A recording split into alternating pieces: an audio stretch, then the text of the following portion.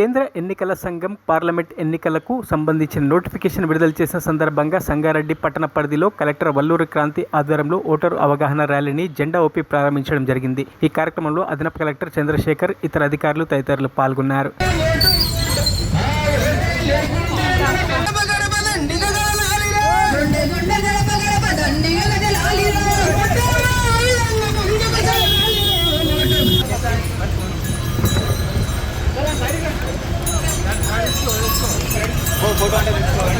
India నుంచి election notification అన్నది విడుదల చేయడం జరిగింది.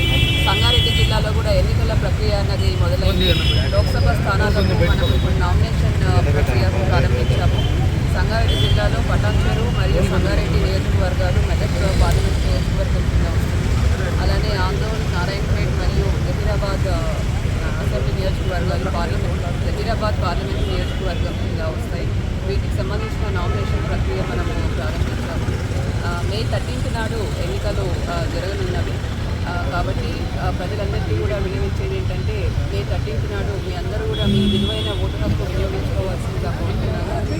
ఈరోజు సంగారెడ్డి జిల్లాలో దీనికి సంబంధించి ఒక స్వీప్ కార్యక్రమం కూడా చేపడుతున్నాము. ములక్కాట్ ర్యాలీ అనేది రైతుల అవగాహన కోసం చేపడుతున్నాము. ఇదే విధంగా అందరూ ఓటర్లకు సంబంధించిన వివిధ స్వీప్ కార్యక్రమాలు కూడా మన జిల్లాలో చేపడుతున్నాము. కాబట్టి తప్పకుండా జిల్లా ఓటర్లు, ముఖ్యంగా యువత, మహిళలు, దివ్యాంగులు, వృద్ధులు అందరూ కూడా ముందుకొచ్చి మీ ఓటు హక్కు వినియోగించుకోవాల్సిందిగా కోరుతున్నాను.